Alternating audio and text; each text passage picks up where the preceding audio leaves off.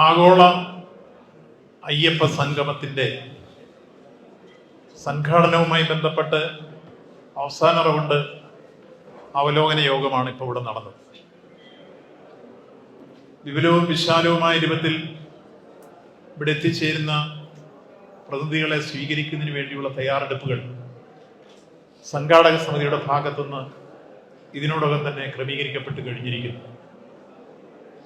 എല്ലാവർക്കും അറിയാവുന്ന പോലെ തിരുവിതാംകൂർ ദേവസ്വം ബോർഡ് 1950-കളിൽ രൂപം കൊണ്ടതാണ്. ആദ്യത്തെ തിരുവിതാംകൂർ ദേവസ്വം ബോർഡിന്റെ പ്രസിഡന്റ് ദിവംഗതനായ മന്നത്ത് പത്മനാഭനായിരുന്നു എന്ന് നിങ്ങൾക്കെല്ലാം അറിയാം.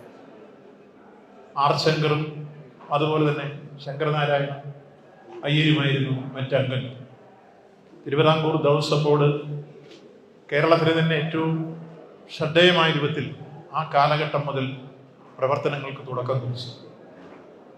ഏതാണ്ട് 1251 ക്ഷേത്രങ്ങളാണ് തിരുവിതാംകൂർ ദേവസ്വം ബോർഡിന്റെ കീഴിൽ. തിരുവിതാംകൂർ ദേവസ്വം ബോർഡിന്റെ പ്ലാറ്റിനം ജൂബിലിയുടെ വർഷമായി.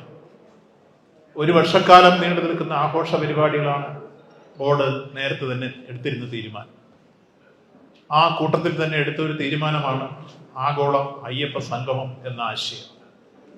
ഇത്തരം ഒരു ആശയത്തിലേക്ക് ബോർഡ് വരാൻ നിർബന്ധിതമായ സാഹചര്യവും ഇവിടെ വന്നു പോകുന്ന തീർത്ഥാടകരുടെ ഭാഗത്തു നിന്ന് മുന്നോട്ട് വന്ന ചില നിർദ്ദേശം. എല്ലാ വർഷവും തീർത്ഥാടന കാലഘട്ടത്തിൽ വിദേശത്തു നിന്ന് ധാരാളം അയ്യപ്പഭക്തന്മാർ ഇവിടെ വരാറുണ്ട്. അങ്ങനെ വന്നിരുന്നവർ തന്നെ ഇതിന്റെ ഭാവിയിൽ കൂടുതൽ തീർത്ഥാടകർ എത്തിച്ചേരുമെന്നുള്ളത് കൊണ്ട് ഭാവിയിൽ ഉണ്ടാവേണ്ട മാറ്റങ്ങളും വികസന സങ്കല്പങ്ങളും സംബന്ധിച്ച് ചില ആശയങ്ങൾ മുന്നോട്ട് വയ്ക്കാൻ വേണ്ടിയാണ് അവരെന്ന നിർദ്ദേശങ്ങൾ സമർപ്പിച്ചത്.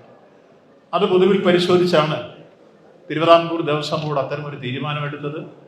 ആ തീരുമാനം നടപ്പിലാക്കുന്നതിന് വേണ്ടി സംസ്ഥാനത്തെ ദേവസ്വം വകുപ്പിന്റെയും സംസ്ഥാന സർക്കാരിന്റെയും സഹായം അഭ്യർത്ഥിക്കുകയും ഒരു മതനിരപേക്ഷ ഗവൺമെന്റ് എന്ന രൂപത്തിൽ അത് എല്ലാ അർത്ഥത്തിലും അതിനെ സഹായിക്കാനുള്ള ധാർമ്മികവും നിയമപരമായ ഉത്തരവാദിത്വം ഗവൺമെന്റിനുണ്ട് എന്ന് മനസ്സിലാക്കിക്കൊണ്ട് തന്നെ ആ കാര്യത്തിൽ ഗവൺമെന്റ് കൃത്യമായി എല്ലാ സഹായങ്ങളും ഉറപ്പാക്കിക്കൊണ്ട് സംഘാടക സമിതിയുമായി സഹകരിച്ചുള്ള പ്രവർത്തനങ്ങൾക്ക് തുടക്കം കുറിച്ചു.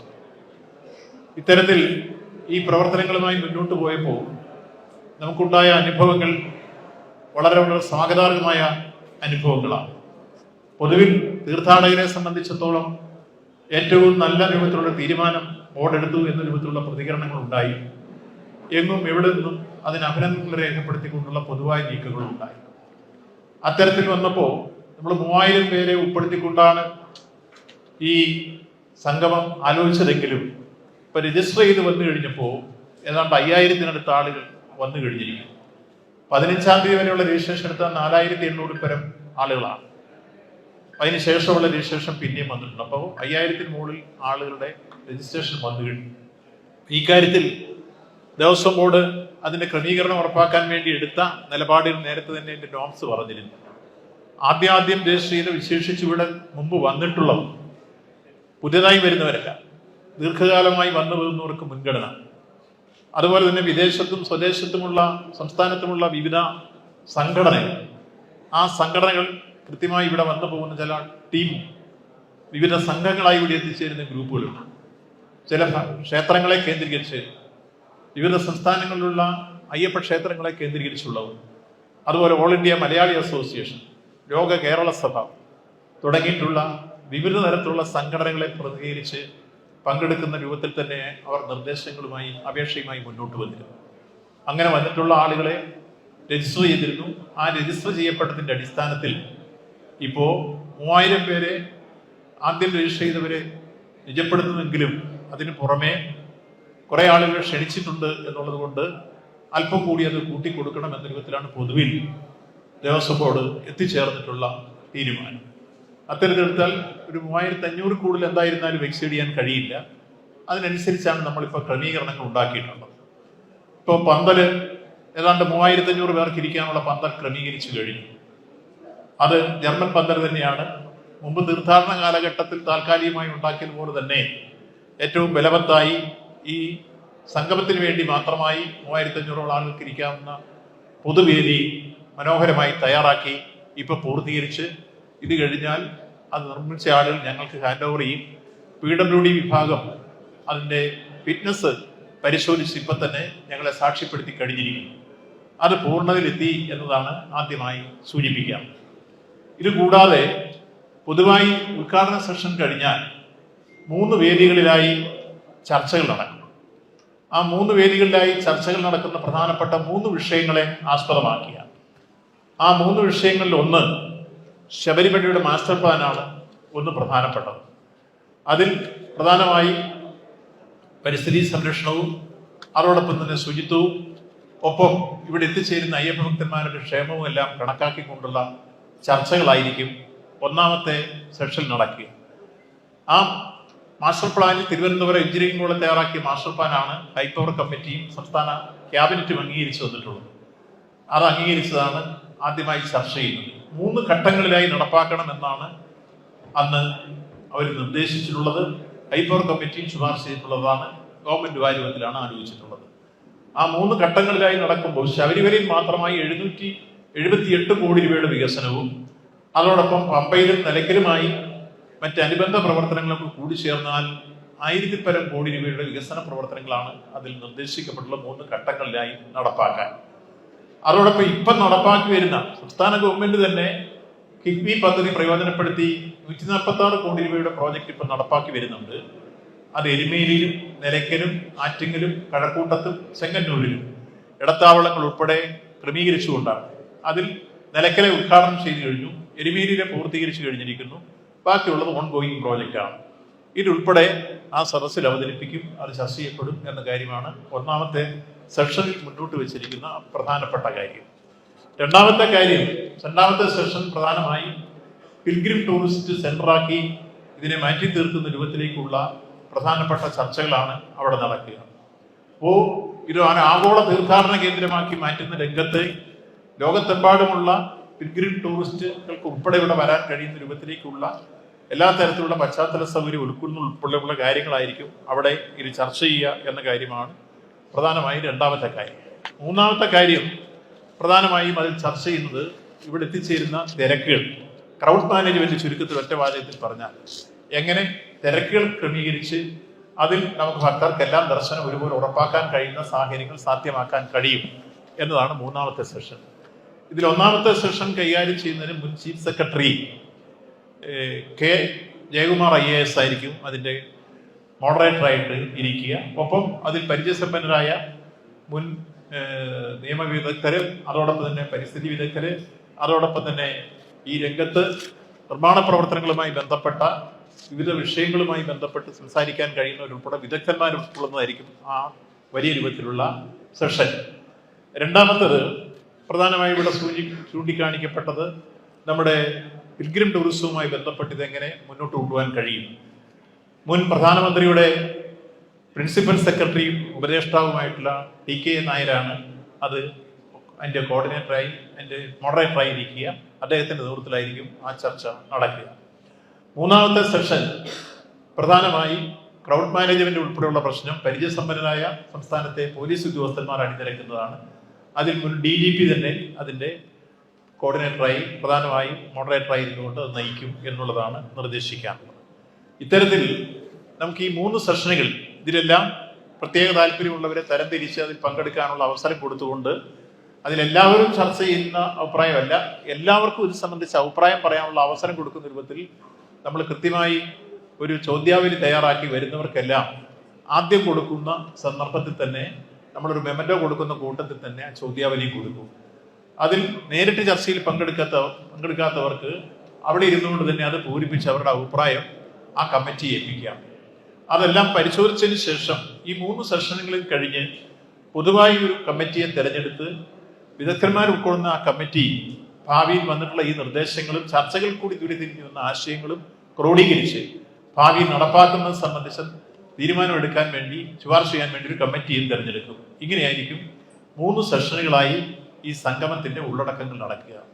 അപ്പോൾ ഈ രംഗം തുടക്കം രാവിലെ 6 മണിക്ക് രജിസ്ട്രേഷൻ ആരംഭിക്കും. 6 മണിക്ക് രജിസ്ട്രേഷൻ ആരംഭിച്ചു കഴിഞ്ഞാൽ അത് 9 മണിയോടുകൂടി അവസാനിപ്പിക്കും. 9:30 മണിക്ക് നമ്മൾ ഉദ്ഘാടന സെഷനിൽ അസംബിൾ ചെയ്യണം. അതിനിടയിൽ 8 മണിക്ക് ചില കൾച്ചറൽ പ്രോഗ്രാം വേദിയിൽ നടക്കും. ഇടയ്ക്ക് നമ്മൾ റിഫ്രഷ്മെന്റിന്റെ സമയത്തും ആഫ്റ്റർനൂണിലും ചില കലാപരിപാടികൾ വെച്ചാൽ വിജയ് യേശുദാസ് ഉൾപ്പെടെ ഈ കാര്യത്തിൽ നമുക്ക് കലാപരിപാടികൾ അണിനിരക്കാൻ മുന്നോട്ട് വരുന്നുണ്ട്, അവരുടെ ടീം പ്രത്യേകമായി. അപ്പോൾ അത്തരത്തിലുള്ള സംഗീത വിരുന്ന് ഉൾപ്പെടെയുള്ള കൾച്ചറൽ പ്രോഗ്രാമും ഉണ്ടാവും.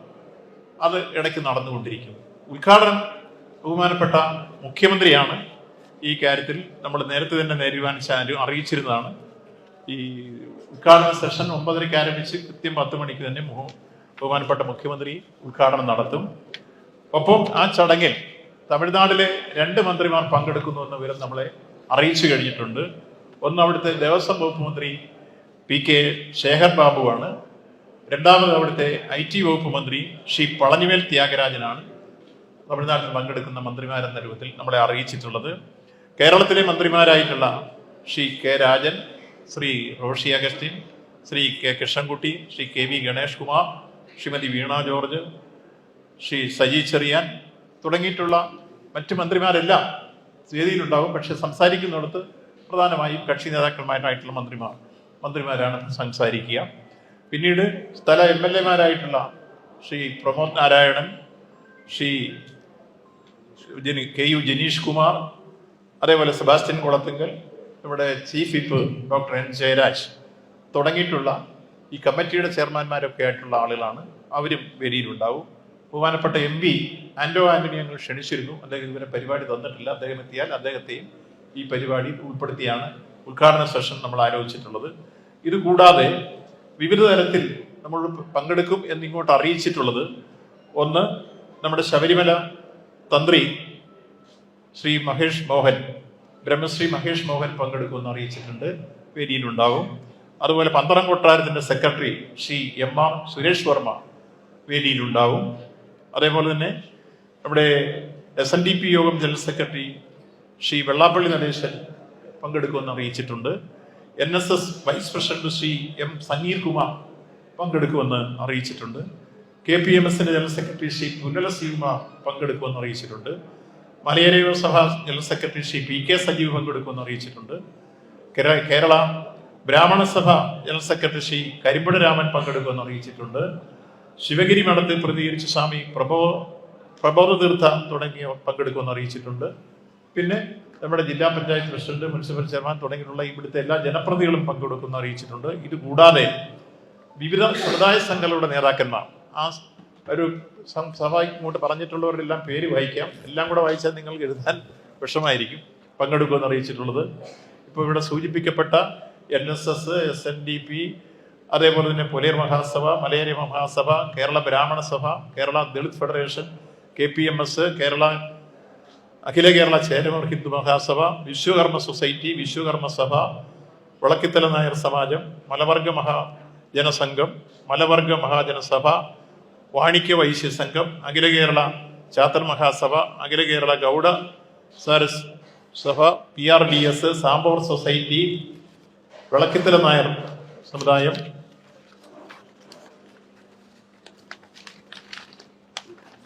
Warrier Samajam, Kshatriya Kshema Sabha, Nadar service forum, Nadar service federation, Arundhathiyar Chakkiliyar Samudaya Samithi, AKUMS തുടങ്ങിയിട്ടുള്ള സംഘടനകൾ, KTMS തുടങ്ങിയിട്ടുള്ള ഈ സംഘടനകളെല്ലാം പങ്കെടുക്കുവാൻ നമുക്ക് പ്രതിനിധികളെ അയച്ചു തന്നിട്ടുണ്ട്. അവർ പ്രത്യേകമായി അതിൻ്റെ നേതാക്കന്മാരും ഉണ്ടാകുമെന്ന് അറിയിച്ചിട്ടുണ്ട്. ഇവരെല്ലാം നമ്മുടെ ഈ സംഘവുമായി സഹകരിക്കുന്നു പറഞ്ഞിട്ട് മെസ്സേജ് തന്നതിൻ്റെ അടിസ്ഥാനത്തിലാണ് ഈ കാര്യങ്ങൾ ഇത്തരത്തിൽ സൂചിപ്പിക്കുന്നത്.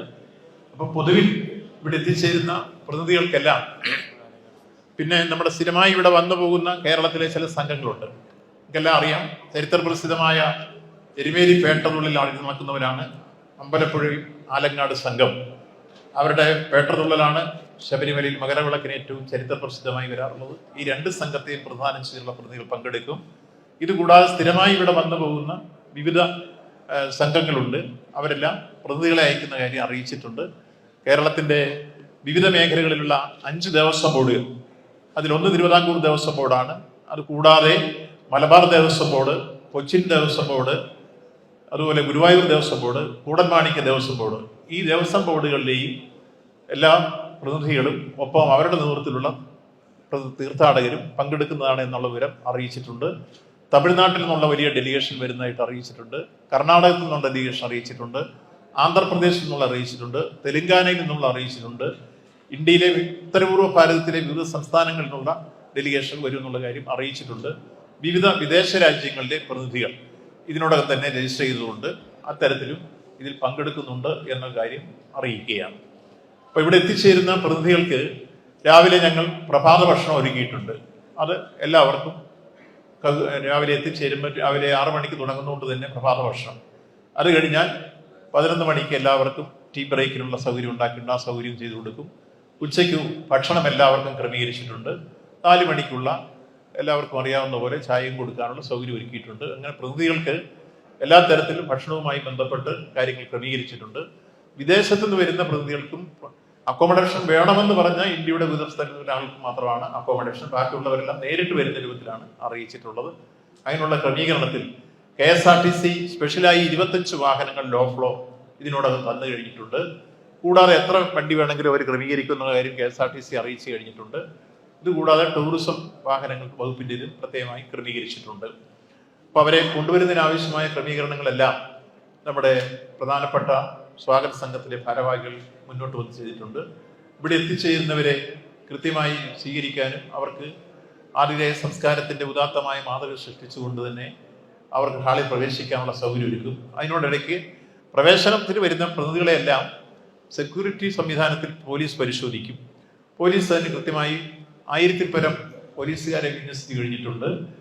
അതിൽ ഉന്നതനായ പോലീസ് ഉദ്യോഗസ്ഥൻ ADGPയുടെ നേതൃത്വത്തിൽ തന്നെയുള്ള സംഘം നാളെ മുതൽ ഇവിടെ കേന്ദ്രീകരിക്കുകയാണ്.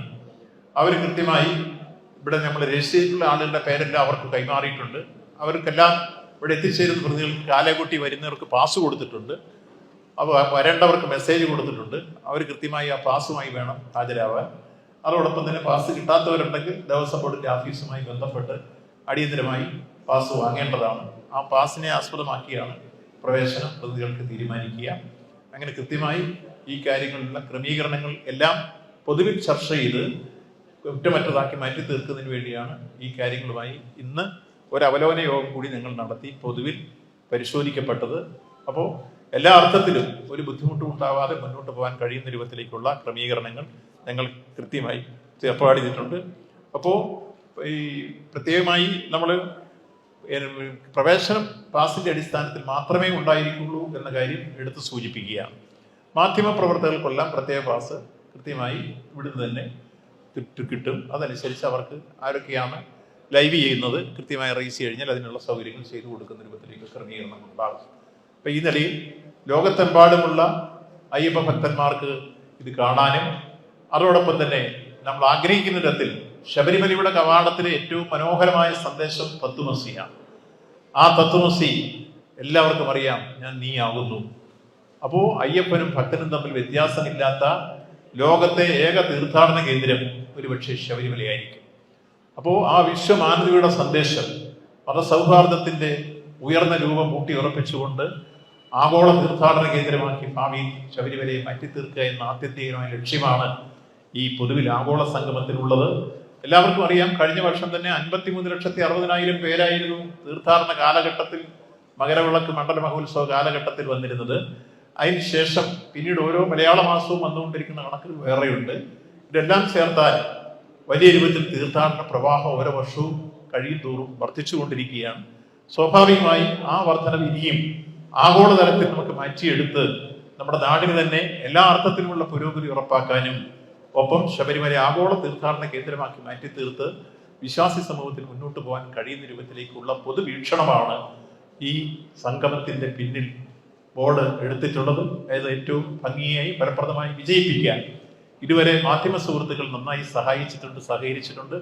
കഴിഞ്ഞ തീർത്ഥാടന കാലഘട്ടത്തിലും അത് ഭംഗിയായി മുന്നോട്ട് കൊണ്ടുപോകാൻ മാധ്യമങ്ങളുടെ ഇടപെടൽ നന്നായി ഞങ്ങൾക്ക് പ്രയോജനം ചെയ്തിട്ടുണ്ട്. ഈ ആഗോള അയ്യപ്പ സംഗമത്തിനും നിങ്ങളുടെ എല്ലാവരുടെയും സാന്നിധ്യവും സഹായവും പങ്കാളിത്തവും ഉപദേശ നിർദ്ദേശങ്ങളും എല്ലാം ഞങ്ങൾ ഈ കാലഘട്ടത്തിൽ അഭ്യർത്ഥിക്കുകയാണ്. അങ്ങനെ നമുക്കെല്ലാം ചേർന്ന് ഈ ആഗോള അയ്യപ്പ സംഗമം യഥാർത്ഥ ഒരു ആഗോള തീർത്ഥാടന കേന്ദ്രമാക്കി ഭാവിയിൽ ശബരിമലയെ മാറ്റി തീർക്കാൻ കഴിയുന്ന വിധത്തിലേക്ക് വിജയിപ്പിക്കാൻ വിനയപൂർവ്വം അഭ്യർത്ഥിക്കുന്നു. ഇതാണ് ഇന്ന് ഞങ്ങളെടുത്ത അവസാനത്തെ അവലോകന യോഗവുമായി ബന്ധപ്പെട്ട ഉള്ളടക്കത്തിൽ വിശദീകരിക്കാൻ. വൈകിട്ട് നമുക്കൊരു 4:30 കൂടി അവസാനിപ്പിക്കണം എന്നാണ് ഉദ്ദേശിക്കുന്നത്. കാരണം ഈ നട അടയ്ക്കുമ്പോൾ 5 മണിക്ക് തുറക്കുമല്ലോ. അപ്പോൾ ഇവിടെ ഉള്ളവർക്ക് ദർശനത്തിന് പിന്നെ പോകാനുള്ള അവസരം ഉണ്ടാക്കി കൊടുക്കാനുള്ള സൗകര്യം കൂടി കണക്കിലെടുത്താണ് ഒരു 4:30 കൂടി അവസാനിപ്പിക്കണം എന്ന് ഉദ്ദേശിക്കുന്നത്.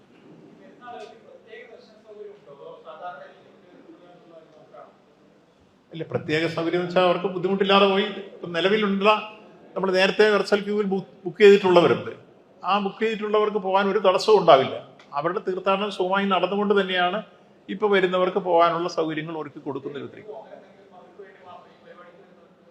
അല്ല, ഈ കാര്യത്തെ സംബന്ധിച്ചിടത്തോളം അവർക്ക് ദർശനം ഉറപ്പാക്കും. അതാണ് നമ്മൾ ആലോചിച്ചിട്ടുള്ളത് വന്നിട്ടുള്ളവർക്കെല്ലാം.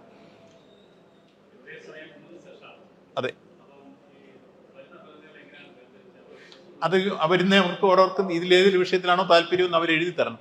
അതനുസരിച്ച് അവരെ സോർട്ട് ചെയ്ത് ഈ 3 സെഷൻ നമ്മൾ പൊതു സെഷൻ കഴിയുമ്പോൾ തന്നെ അതിൻ്റെ വിവരണം ഉണ്ടാവും. നമ്മുടെ ദേവസ്വം വകുപ്പ് സെക്രട്ടറി തന്നെ പ്രസിഡന്റ് ആദ്യ കാര്യങ്ങൾ വിശദീകരിക്കും. സെക്രട്ടറി അതിൻ്റെ ബാക്കി ഉള്ളടക്കം പറഞ്ഞു കഴിഞ്ഞാൽ ഇതിൽ ഏത് സെഷനിൽ ഇരിക്കാനാണ് താല്പര്യം, ആ താല്പര്യം അനുസരിച്ച് കൂടാം. അതിൻ്റെ ഉള്ളടക്കം പറഞ്ഞു കഴിഞ്ഞാൽ ചോദ്യാവലി നമ്മൾ തയ്യാറാക്കിയിട്ടുണ്ട്. ആ ചോദ്യാവലി കൊടുക്കും. അത് ചർച്ചയിൽ പങ്കെടുക്കണമെന്നില്ല, അത് പൂരിപ്പിച്ച് വന്നാലും മതി. അതിന് അഭിപ്രായം കയറി പറയേണ്ടവർക്ക് സംഘടനകളുടെ പ്രതിനിധികളെ നോക്കി അതിനൊരു അവസരം സമയബന്ധിതമായി കൊടുക്കാൻ ശ്രമിക്കും. അത് പ്രസംഗമല്ല, 2-3 മിനിറ്റ് എടുത്തിട്ട് നിർദ്ദേശങ്ങൾ മുന്നോട്ട് വയ്ക്കുന്ന തരത്തിൽ വെച്ചു കൊടുക്കുക. ഉദ്ഘാടന സമയം നമ്മൾ ഉദ്ദേശിച്ചത് 2 മണിക്കൂറിനെല്ലാം തീരണം എന്നുള്ളതാണ്. അതെ, 9:30 തുടങ്ങിയാൽ 11:30 തീരണം. അത് ഞാൻ പറയാം, ചോദിച്ചത് നന്നായി. അപ്പോൾ അദ്ദേഹം ചോദിച്ചൊരു കാര്യം വളരെ പ്രധാനപ്പെട്ടതാണ്. ഈ കാലഘട്ടത്തിൽ നമുക്കുള്ള സന്തോഷ വാർത്ത എന്ന് പറയുന്നത്, ഒന്ന്, ശബരി എയർപോർട്ട് യാഥാർത്ഥ്യമാകുന്ന രൂപത്തിലേക്കുള്ള നീക്കങ്ങൾ. ഇതിനോടകം തന്നെ നമ്മുടെ സാമൂഹിക ആഘാത പഠനം, പരിസ്ഥിതി ആഘാത പഠനം, ഒപ്പം പ്രോജക്റ്റ് എല്ലാം അംഗീകരിച്ച് ഭൂമി ഏറ്റെടുക്കാനുള്ള അംഗീകാരം നമുക്ക് നൽകി. അതിൻ്റെ അടിസ്ഥാനത്തിൽ സംസ്ഥാന ഗവൺമെൻറ് റവന്യൂ ഡിപ്പാർട്ട്മെൻറ്റിനെ വിന്യസിച്ച് മണിമല വില്ലേജിലെയും എരുമേലി തെക്ക് വില്ലേജിലെയും ഭൂമി ഏറ്റെടുക്കാനുള്ള സർവേ നടപടികൾ ഇപ്പോൾ ഏതാണ്ട് അവസാന ഘട്ടത്തിലേക്ക് എത്തിയിരിക്കുന്നു. അതാണ് ഒരു സന്തോഷ വാർത്ത. രണ്ടാമത്തത്, അല്ല, ചർച്ച ചെയ്തും അവതരിപ്പിക്കും, നമ്മൾ ആ വിഷയങ്ങൾ അവതരിപ്പിക്കും. രണ്ടാമത്തെ കാര്യം, റെയിൽവേ കണക്ടിവിറ്റിയായി ബന്ധപ്പെട്ട് ശബരി റെയിൽവേക്ക് നമുക്ക് അംഗീകാരം കേന്ദ്രം റെയിൽവേ മന്ത്രാലയവുമായി ചർച്ച ചെയ്ത് ധാരണയിലുമായിരിക്കുന്നു. അപ്പോൾ ഭാവിയിൽ നമുക്ക് 2 പശ്ചാത്തല സൗകര്യങ്ങൾ ഒരുക്കുന്നു എന്നുള്ള കാര്യം ഏറ്റവും പ്രധാനപ്പെട്ടതാണ് എന്ന കാര്യം കൂടി സന്തോഷ വാർത്ത നിങ്ങളെ അറിയിക്കുകയാണ്. മൂന്നാമതൊരു കാര്യം കൂടി പറയാനുള്ള, നേരത്തെ പറഞ്ഞിരുന്നൊരു കാര്യമുണ്ട്, റോപ്പ് വേയുടെ കാര്യം. ഇതിനോടകം കേരളത്തിന്റെ മുഴുവൻ കുരുക്കുകളും അഴിച്ച് പൂർണ്ണമായി നമ്മൾ സംസ്ഥാന ഗവൺമെന്റിന്റെ ഭാഗത്ത് ചെയ്യാനുള്ള എല്ലാ കാര്യങ്ങളും ചെയ്തു കഴിഞ്ഞിരിക്കും. ഇനി ആകെ ഒറ്റ കാര്യമേ ഉള്ളൂ, കേന്ദ്ര വനം പരിസ്ഥിതി മന്ത്രാലയത്തിന്റെ ഒരു അംഗീകാരം കൂടെ കിട്ടിയാൽ ജസ്റ്റ് മൂവ്മെന്റിൽ അതിന്റെ നിർമ്മാണ പ്രവർത്തനം സ്റ്റാർട്ട് ചെയ്യും. ഇപ്പം നമ്മൾ നേരത്തെ ഉണ്ടായിരുന്ന, നിങ്ങൾക്കെല്ലാം അറിയാം, 10-13 വർഷമായി തുടങ്ങിക്കിടന്നതാണ്. ഞങ്ങളത് വനം വകുപ്പിന്റെയും റവന്യൂ വകുപ്പിന്റെയും ബോർഡിന്റെയും ദേവസ്വം വകുപ്പിന്റെയും സംയുക്തമായ യോഗം വിളിച്ചു കൂട്ടി 4 മീറ്റിങ്ങുകൾ ഞങ്ങൾ സംഘടിപ്പിച്ചു. അതിൽ വനത്തിന് ഭൂമി എടുക്കുന്നതിന് പകരം റവന്യൂ ഭൂമി കൊടുക്കുക എന്നുള്ളതായിരുന്നു. അത് കൊല്ലം ജില്ലയിൽ കൊടുക്കാൻ 5.45 ഹെക്ടർ ഭൂമി കൊടുക്കാൻ തീരുമാനമായി, ഹാൻഡ് ഓവർ ചെയ്തു. അത് അംഗീകരിക്കപ്പെട്ടു. വനം വകുപ്പ് പൊതുവിൽ ഇവിടുത്തെ കമ്മിറ്റികളെല്ലാം കൂടി അത് ഫൈനലൈസ് ചെയ്തു. അതിൻ്റെ എല്ലാ തരത്തിലുള്ള രേഖകൾ സഹിതം കേന്ദ്ര ഗവൺമെന്റിന് സമർപ്പിച്ചു കഴിഞ്ഞു. വനം പരിസ്ഥിതി മന്ത്രാലയത്തിന്റെ അനുമതി കിട്ടിയാൽ പിറ്റേ ദിവസം അത് സ്റ്റാർട്ട് ചെയ്യാൻ കഴിയും. ആ ഘട്ടത്തിൽ എത്തിച്ചിട്ടുണ്ട് എന്ന സന്തോഷ വാർത്തയും അറിയിക്കുകയാണ്. നമ്മൾ ക്ഷണിച്ചിരുന്നു. അത് നിതിൻ ഗഡ്കരിയെ ക്ഷണിച്ചിരുന്നു, അശോക് വൈഷ്ണവിയെ ക്ഷണിച്ചിരുന്നു. ഇവിടെ സ്ഥിരമായി വന്നു പോകാറുള്ള ആളുകളെ, അതുകൂടാതെ കേരളത്തിൽ നിന്നുള്ള ബഹുമാന്യ സുരേഷ് ഗോപിയെ നേരിട്ട് തന്നെ, അല്ലേ, പ്രസിഡന്റ് തന്നെ നേരിട്ട് പോയി ക്ഷണിച്ചിരുന്നതാണ്. അപ്പോൾ മറുപടി ഇതുവരെ കിട്ടിയിട്ടില്ല എന്നുള്ളതാണ് അറിയിക്കാനുള്ളത്. ഇല്ല, പന്തളം കൊട്ടാരത്തിൽ അവർ വരുമെന്നാണ് നമ്മളോട് പറഞ്ഞിട്ടുള്ളത്.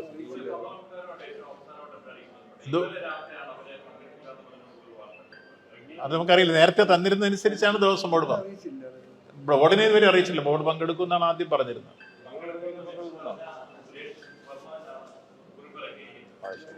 അത് നേരത്തെ അറിയിച്ച പേരാണ് ഇവര്.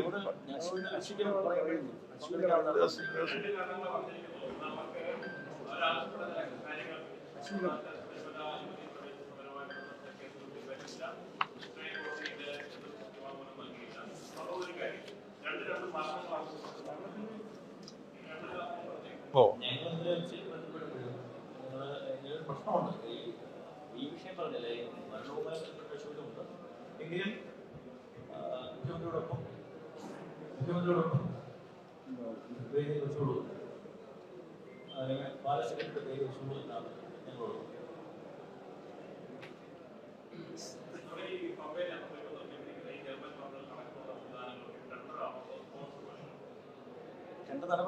ടെൻഡർ നടപടികളിലൂടെയാണ് സ്പോൺസറാണ്.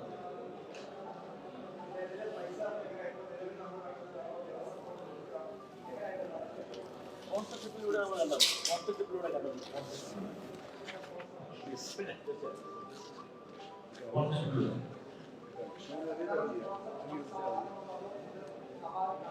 ദേവസ്വം ബോർഡ് അതിന് സഹായിക്കാൻ പറ്റുന്ന സംവിധാനങ്ങളുണ്ടല്ലോ. സംവിധാനങ്ങളുണ്ടല്ലോ. സ്വാഭാവികമായിട്ടും സ്പോൺസർഷിപ്പിലൂടെയാണ്.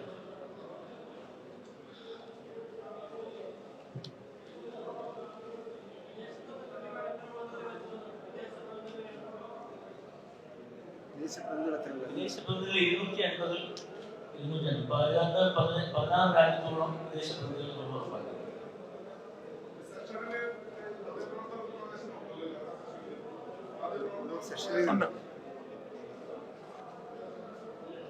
ഓക്കെ,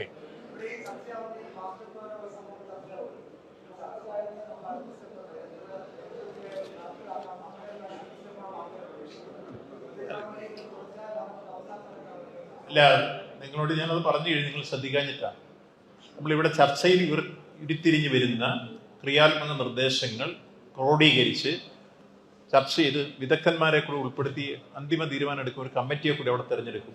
ആ കമ്മിറ്റി ശുപാർശ ചെയ്യുന്നതിൻ്റെ അടിസ്ഥാനത്തിൽ തിരുവിതാംകൂർ ദേവസ്വം ബോർഡും അതോടൊപ്പം സംസ്ഥാന ഗവൺമെന്റിന്റെ ഭാഗത്ത് ചെയ്യേണ്ട കാര്യങ്ങൾ ഗവൺമെന്റും ആലോചിച്ച് ഭാവി വികസന പ്രവർത്തനങ്ങൾ നടപ്പാക്കുക എന്നതിന് അതിനുവേണ്ടിയല്ലേ മാസ്റ്റർ പ്ലാൻ ഉണ്ടാക്കിയത്. ഗവൺമെന്റ് പണം മുടക്കിയാണ് ഈ മാസ്റ്റർ പ്ലാൻ ഉണ്ടാക്കിച്ചിരുന്നത്. ആദ്യം ഉണ്ടാക്കിയ മാസ്റ്റർ പ്ലാൻ ഹൈപ്പവർ കമ്മിറ്റി അംഗീകരിച്ചില്ല. അത് തള്ളിക്കളഞ്ഞ് രണ്ടാമതുണ്ടാക്കിയ മാസ്റ്റർ പ്ലാനാണ് തിരുവനന്തപുരം എഞ്ചിനീയറിംഗ് കോളേജ്. ഇതിന് പ്രോസസ്സ് ആരംഭിച്ചിട്ട് 4-5 വർഷമായി. അപ്പോൾ ഇപ്പോൾ തിരുവനന്തപുരം എഞ്ചിനീയറിംഗ് കോളേജ് തയ്യാറാക്കി തന്നിട്ട് ഇപ്പോൾ 3-4 മാസമേ ഉള്ളൂ. കിട്ടിയ ഉടൻ തന്നെ ക്യാബിനറ്റ് അംഗീകരിച്ചു. അത് പൊതുവെ ഞങ്ങൾ അംഗീകരിച്ചു കഴിഞ്ഞപ്പോൾ ബോർഡിനെ അറിയിച്ചു. ബോർഡ് അതിൻ്റെ അടിസ്ഥാനത്തിൽ സംഗമത്തിൽ ഇത് ചർച്ച ചെയ്യാനുള്ള കാര്യങ്ങളിലേക്ക് എത്തിപ്പെടുകയും ചെയ്യും. അപ്പോൾ അതുകൊണ്ട് നടപ്പാക്കാൻ തന്നെയാണ്.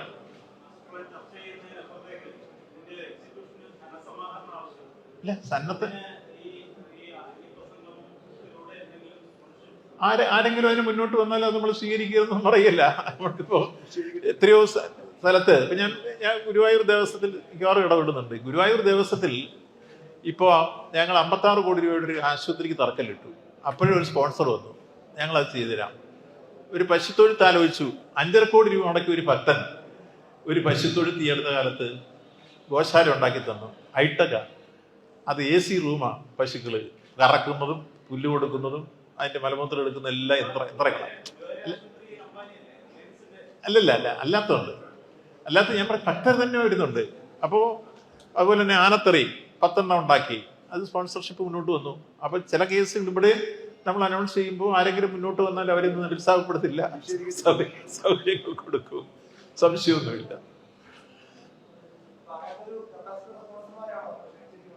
അതല്ല, ഇവിടെ എല്ലാവരും ക്ഷണിച്ചിട്ടുണ്ട്. നമ്മുടെ അങ്ങനെയുള്ള ആളുകളൊക്കെ സ്പോൺസർമാരൊക്കെ പിന്നീട് കണ്ടെത്തി. ആദ്യം നമ്മൾ ആശയം ഉണ്ടാക്കി അത് പ്രാവർത്തികമാക്കാനുള്ള രൂപത്തിലേക്ക് വരുമ്പോഴേ നിങ്ങൾ ഈ പറയുന്ന സ്പോൺസർമാരുടെ കാര്യവും മറ്റു കാര്യങ്ങളൊക്കെ വരുന്നുണ്ട്.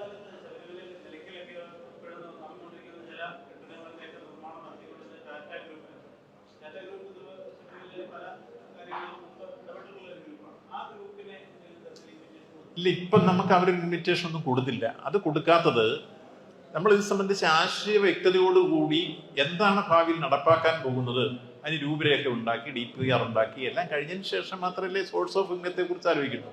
അപ്പൊ അതുകൊണ്ട് മുന്നോട്ട് നടക്കുന്ന ഒരു ഘട്ടം പറയുമ്പോൾ നിങ്ങൾ ഈ പറയുന്ന പോലെ സ്പോൺസർമാർ ഇതിന് താല്പര്യമുള്ളവർ മുന്നോട്ട് വന്നാൽ അവരെല്ലാം നമ്മൾ സഹകരിപ്പിക്കും. അത് മുന്നോട്ട് പലരും മുമ്പ് വന്നിട്ടുണ്ട്, നിങ്ങൾ പറഞ്ഞത് ശരിയാണ്. ഭാവിയിൽ എങ്ങനെ വന്നാലും നമ്മൾ സഹകരിപ്പിച്ച് മുന്നോട്ട് കൊണ്ടുപോകും. ഇല്ല, കേസ് കോടതി ഈ കാര്യത്തിൽ നല്ലത് നടക്കണം എന്നുള്ള രൂപത്തിൽ എപ്പോഴും ആലോചിച്ചിട്ടില്ല. അതെ, ശബരിമലയ്ക്ക് ദോഷം വരുന്ന രൂപത്തിലൊന്നും കോടതി ഇതുവരെ നമ്മുടെ മുമ്പിൽ ഒരു കാര്യം പറഞ്ഞില്ല. ഈ വിഷയത്തിൽ തന്നെ ബഹുമാനപ്പെട്ട കോടതി നല്ല നിർദ്ദേശങ്ങൾ മുന്നോട്ട് വെച്ചുകൊണ്ട് നടക്കട്ടെ എന്ന രൂപത്തിലാണ് ബഹുമാനപ്പെട്ട കേരള ഹൈക്കോടതി, രാജ്യത്തിന്റെ പരമോന്നത നീതിപീഠമായ സുപ്രീം കോടതി ഈ കാര്യത്തിൽ എടുത്ത നിലപാടിൽ അതെല്ലാം സ്വാഗതാർഹമാണ്.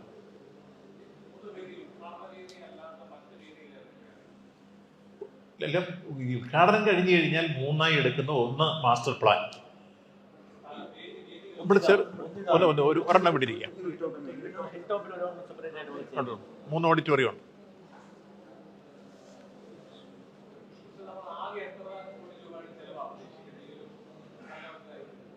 ഇപ്പൊ ഈ കാര്യത്തെ സംബന്ധിച്ചിടത്തോളം ഒരു വലിയ ബാധ്യത നമുക്ക് വരാത്ത രൂപത്തിലുള്ള സ്പോൺസർമാരെ ദേവസ്വം ബോർഡ് കണ്ടെത്തുന്ന രൂപത്തിലേക്ക് ഇവർ നീങ്ങിയിട്ടുണ്ട്. അത് പ്രസിഡന്റ് പറഞ്ഞു. പൊതുവിൽ അവര് എസ്റ്റിമേറ്റ് തയ്യാറാക്കിയപ്പോൾ ആദ്യഘട്ടത്തിൽ വന്നിട്ടുള്ളത് ഒരു 7 കോടിക്കുള്ളിൽ നിൽക്കുന്ന വിധത്തിലാണ് അവർ കണ്ടിട്ടുള്ളത്. അപ്പോൾ അത് സംബന്ധിച്ച് ഏതെങ്കിലും തരത്തിൽ ഗവൺമെന്റിനോ ബോർഡിനോ ബാധ്യത വരാതെ ഇവിടെ ശബരിമലയെ സഹായിക്കുന്ന ധാരാളം സ്പോൺസർമാരുണ്ട്. അവരെ വെച്ചിട്ടായിരിക്കും. അതെല്ലാം സുതാര്യമായിരിക്കും. കൃത്യമായി ആരെ എന്ത് ചെയ്തു എന്നുള്ള കാര്യം പരസ്യപ്പെടുത്താൻ കഴിയുന്ന രൂപത്തിൽ ബോർഡ് അത് ചെയ്യും. ബോർഡ് നേരത്തെ അത് പ്രഖ്യാപിച്ചിട്ടുണ്ട്. ഇല്ല, ഇവിടെ ശബരിമലയിലെ തീർത്ഥാടനത്തിന് ഒരു നിയന്ത്രണവുമില്ല. സ്ഥിരമായി ഇവിടെ വന്നു പോകുന്ന ആളുകൾക്കും അപ്പോ ഇതിൽ പങ്കെടുക്കാതെ തീർത്ഥാടനത്തിന് വേണ്ടി മാത്രം വരുന്നവർക്കും ഒക്കെ പോയി തീർത്ഥാടനം നടത്താം. അവിടുത്തെ ആചാര അനുഷ്ഠാനങ്ങൾ പാലിച്ചു വരുന്നവർക്കുള്ള കാര്യങ്ങളായിരിക്കും അവിടെ മുന്നോട്ട് പോകാൻ കഴിയുക. അതിനൊരു തടസ്സവുമില്ല. ഇവിടെ ഇത് നടക്കുന്നതുകൊണ്ട് അപ്പുറത്ത് തീർത്ഥാടനം വരുന്നവർ ഒരിക്കലും തടയുകയോ അല്ലെങ്കിൽ മാറ്റി നിർത്തുകയോ ഒന്നും ചെയ്യില്ല. അതെ, ഇവിടെ ഇപ്പൊ 3000 ഞാൻ ചോദിക്കുന്ന കഴിഞ്ഞ പ്രാവശ്യം നിങ്ങൾ കണ്ടതല്ലേ, നമ്മൾ ആദ്യം 70,000 പേരെ തീരുമാനിച്ചു, പിന്നെ 80 തീരുമാനിച്ചു. 1,10,000 പേര് വരെ കഴിഞ്ഞ പ്രാവശ്യം തീർത്ഥാടന കാലഘട്ടത്തിൽ വന്ന് ഒരു വിഷമവും കൂടാതെ ഒറ്റയാൾക്ക് പോലും ദർശനം കിട്ടാതെ വന്നില്ല. മുഴുവൻ ആളുകൾക്കും ദർശനം ഉറപ്പാക്കി കഴിഞ്ഞ പ്രാവശ്യം മണ്ഡലമാരോ കൊടുക്കുന്നത്. എങ്ങനെയാണ് സംഭവിച്ചത്? 65 പേരായിരുന്നു അവിടെ കൃത്യമായി 18-ാം പടിയിൽ 1 മിനിറ്റ് കയറിക്കൊണ്ടിരുന്നത്. അത് പോലീസുമായി സഹകരിച്ച് ഡിസ്കഷൻ ഉണ്ടാക്കിയ പ്രായോഗിക നിർദ്ദേശം പോലീസ് മുന്നോട്ട് വെച്ചപ്പോൾ അത് 85 പേരാക്കി മാറ്റാൻ അവർക്ക് കഴിഞ്ഞു. ചിലപ്പോൾ 90 പേര് വരെ 1 മിനിറ്റ് കയറ്റി. അത്തരമൊരു സ്ഥിതി വന്നു കഴിഞ്ഞപ്പോഴേക്ക് കഴിഞ്ഞ പ്രാവശ്യം തിരക്ക് കുറച്ചതിന്റെ ഒരു അടിസ്ഥാനം അതാണ്. വളരെ പെട്ടെന്ന് ആൾക്ക് കയറിപ്പോകാൻ പറ്റും. അങ്ങനെ വന്നപ്പോൾ നമ്മൾ 80,000 ലിമിറ്റ് ചെയ്തെടുത്തു. 1,10,000 വന്ന ദിവസമുണ്ട്. പരസ്യപ്പെടുത്തിയില്ലെന്നുള്ളതേ ഉള്ളൂ. അതുകൊണ്ട് ഇവിടെ 3,000 പേരെ വരുന്നുള്ളൂ. അതിൻ്റെ കൂടെ ഒരു 10,000 അപ്പുറത്തോടെ വന്നതിന് ഒരു പ്രശ്നവും ഇപ്പൊ ശബരിമലയ്ക്കില്ല. തീർത്ഥാടനം സുഖമായി നടക്കും. നമ്മുടെ സംഗമവും സുഖമായി നടക്കും.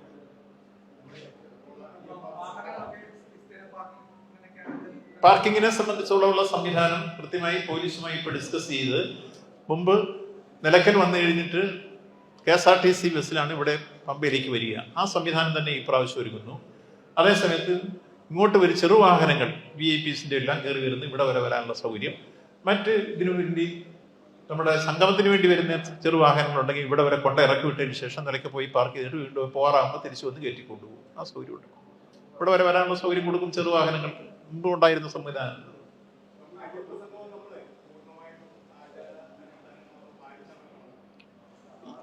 സംഗമം ശബരിമലയല്ല, പമ്പയിലാണ്. അത് നിങ്ങൾ ആദ്യം മനസ്സിലാക്കി. നിങ്ങളിപ്പോ ഈ സംസാരിക്കുന്നത് കേട്ട് കഴിഞ്ഞാൽ ഇല്ല, ഇവിടെ പമ്പയിൽ വെച്ചാണ് നമ്മുടെ സംഗമം നടക്കുന്നത്.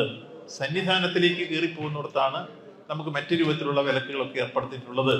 ഇവിടെ ഈ കാര്യത്തിൽ എന്നിരുന്നാലും നമ്മൾ ഏതെങ്കിലും തരത്തിൽ ശബരിമലയുടെ താല്പര്യങ്ങൾക്ക് വിരുദ്ധമായ ഒരു കാര്യവും ഈ സംഗമത്തിൽ ഉണ്ടാവില്ല. ഒരേ ഒരു ലക്ഷ്യം, ഈ ആഗോള തീർത്ഥാടന കേന്ദ്രമാക്കി ഇതിനെ മാറ്റി തീർക്കാൻ എന്തെല്ലാം പശ്ചാത്തല സൗകര്യങ്ങൾ ഉണ്ടാവണം, അയ്യപ്പന്മാർക്ക് എന്തെല്ലാം ബുദ്ധിമുട്ടുണ്ട് അവർക്ക് പറയാനുള്ള അവസരം, ആ അവസരങ്ങൾ നിർദ്ദേശിക്കപ്പെട്ടു കഴിഞ്ഞാൽ പരിഹരിക്കാനുള്ള മാർഗം ഭാവിയിൽ നമ്മൾ ആഗ്രഹിക്കുന്ന രൂപത്തിൽ ആഗോള തീർത്ഥാടന കേന്ദ്രമായി മാറി തീരുക.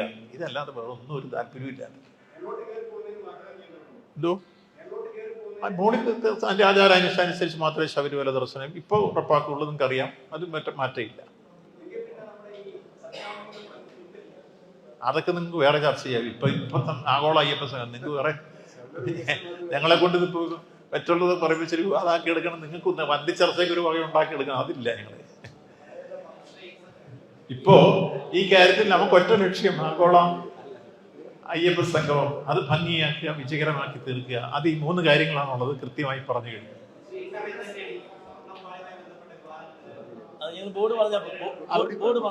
അത് സംഗമം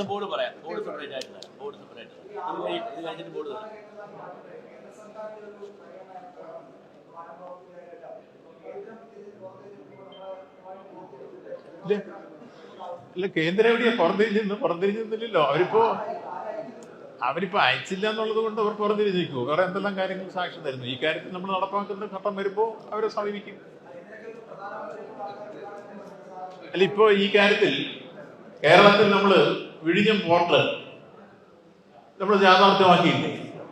നമ്മളെ ഒരു പൈസ പോലും കേന്ദ്രത്തിന് തരാതെ തന്നെ നമ്മൾ കേരളത്തിന്റെ സൗകര്യങ്ങൾ നടപ്പാക്കിയില്ലേ? എന്നതുപോലെ തന്നെ നമുക്ക് ഇവിടെ വികസനങ്ങൾ വന്നു കഴിഞ്ഞാൽ നടപ്പാക്കാൻ ഈ ഗവൺമെന്റിനെ സംബന്ധിച്ചും ബോർഡിനെ സംബന്ധിച്ചും ശേഷിയുണ്ട്, സംശയമൊന്നും വേണ്ട.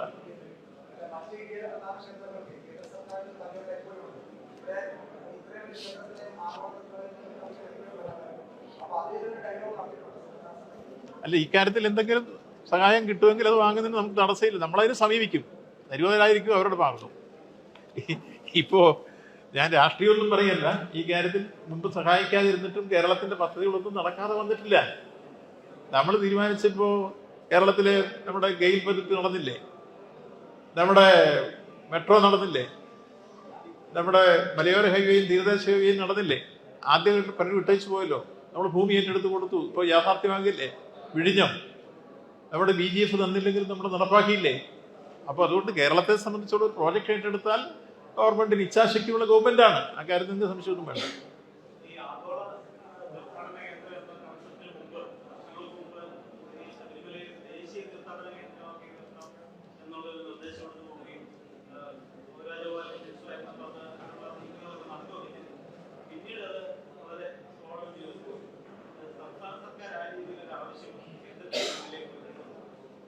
അല്ല, ഇപ്പൊ നമ്മൾ ഉന്നയിക്കുകയല്ലേ? നമ്മളിപ്പോ അന്നെന്തെടുത്തു എന്നുള്ളത് ഇപ്പൊ പിന്നെ പൊതുവിൽ പരിശോധിക്കപ്പെടേണ്ടതാണ്. ഇപ്പം നമ്മൾ എന്തായിരുന്നാലും ഇത് തുടർച്ചയായി ഇതിന്റെ ഫോളോ അപ്പ് ആയി മുന്നോട്ട് പോകാനാണ് നമ്മൾ ഉദ്ദേശിക്കുന്നത്. അതുകൊണ്ടാണ് ഈ കാര്യത്തെ സംബന്ധിച്ചോളം കൃത്യമായി അജണ്ട വെച്ച് അതിന്റെ പ്രോജക്റ്റ് ഉണ്ടാക്കി വിദഗ്ധ സമിതി ഉപയോഗിച്ച് എല്ലാം ഈ കാര്യങ്ങൾ കൈകാര്യം ചെയ്യുന്നത്. അതുകൊണ്ട് ഇത് ഫലപ്രദമായി നടപ്പിലാക്കുക എന്ന ആത്യന്തിക ലക്ഷ്യമാണ് തിരുവിതാംകൂർ ദേവസ്വം ബോർഡിനും ഗവൺമെന്റിനും ഉള്ളത്. ഇതാണ് പൊതുവിൽ പറയാൻ.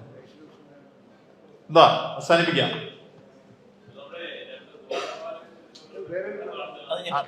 അത് ദേവസ്വം ബോർഡ് പറയും. Yes, okay.